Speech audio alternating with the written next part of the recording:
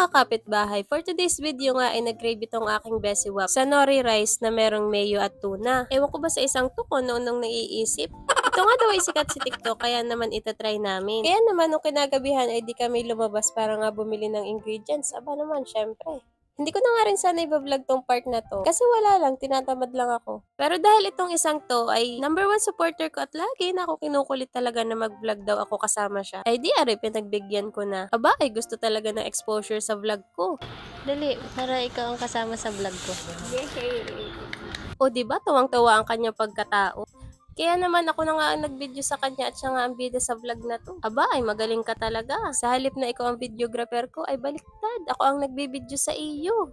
Dito nga ay nakita na namin ang nori at ito lang naman ang sadya namin dito sa 7-Eleven dahil medyo mahal nga dito. Ang ginagawa niya dyan ay binabasa niya yung Korean characters para malaman nga namin kung anong flavor nitong nori na aming binibili dahil wala naman siyang English subtitle. Oo. Pero dahil nababasa lang niya at hindi rin naman niya naiintindihan, ay di pinili na rin namin. Wala na kaming choice. Dahil yan lang din naman ang flavor na available dyan nga sa 7-Eleven. Tapos, pagdating dito sa cashier, ay na-scam pa rin aking best swap na ito. Ang nakalagay kasi sa tapat ng nori na price ay 12 pesos lang. Kaya naman, nagdesisyon siya na dalawa ang bilhin.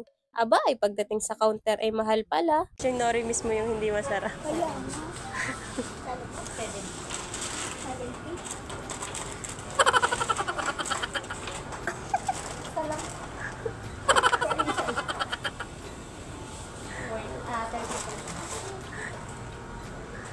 $12 pala ha. Na-scam ka. Lapitin ka talaga ng scam kahit kailan, besiwap.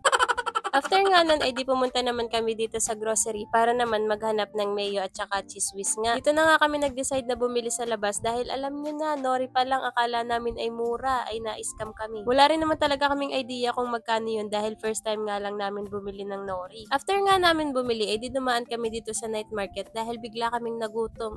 At minsan nga lang din kami magkita at lumabas kaya naman hindi namin talaga pinapalampas na dumaan sa night market at mag-banding-banding. Snack lang din naman nga itong binili namin dahil nga ang balak na naming i-dinner ay yung binili namin na nori. Nung makatapos kami bumili, eh dito tumambay muna kami dito sa plaza at dito nga kami patambay sa may kubo. Ayun, nagkamustahan lang kami dahil medyo matagal na rin nga nung huli kaming nagkita. At iba talaga yung band kapag ka magkasama talaga kayo kaysa araw-araw lang kayong magkausap o magka-chat. Hindi na rin nga kami dito nagtagal, inubos lang namin yung pagkain namin at umuwi na rin kami. At heto na nga, titikman na namin yung nori tuna na may mayo at saka nga cheese whiz. Nakalimutan ko na nga rin sabihin na hindi na kami bumili ng San Marino dahil nga meron naman kami ditong available.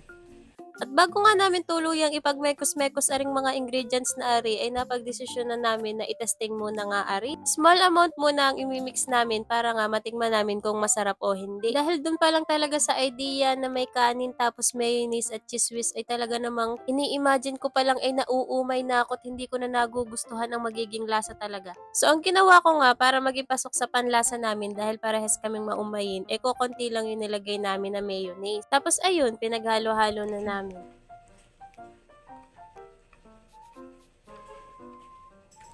Tikim? Ang sarap nga. Guys, thank you.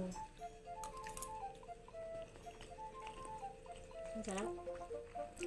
Hindi mo siya bet. Nilalasa ko sa San Marino. At ayun na nga ang una naming naging reaksyon. Siguro dahil hindi pa lang talaga balance lahat ng ingredients tapos wala pa nga itong nori. Kaya naman tinikman na rin muna namin ng may nori.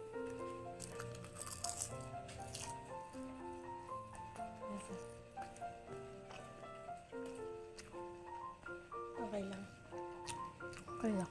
Hindi siya yummy. Hindi siya yung sarap.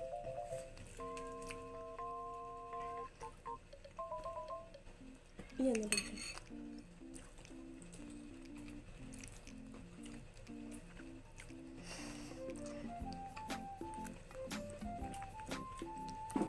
At ayun na nga yung naging reaksyon namin pagkatapos naming matikman ng may nori. For me, okay naman yung lasa niya, masarap at mas masarap nung may nori. Kaya lang hindi talaga siya yung pinakamasarap na masasabi mo na, ang sarap. Paano daw yung sarap? Pero dahil medyo okay naman nga sa panlasa namin ni Besiwap, edi minix na rin nga namin yung natitirang kanin at saka lahat ng ingredient. Para naman hindi nga sayang at baka nga mas ma-appreciate namin kapag ka nga marami kaming kinain. Pero para sa amin, ito ay 7.5/10. So ayan, hanggang dito na lamang mga kapitbahay. Paki-comment nga kung nakatikim na kayo nito at anong rate nyo dito sa pagkain na to. At kung hindi nyo pa nga ito natatry, ay itry nyo na. Masarap naman siya pero iba-iba lang taban talaga tayo ng taste buds. Kasi based na rin nga sa mga napanood namin, ay marami nga ang nagustuhan itong recipe na to. Recipe? Ay shala, hindi mo kinaya. Hanggang sa susunod!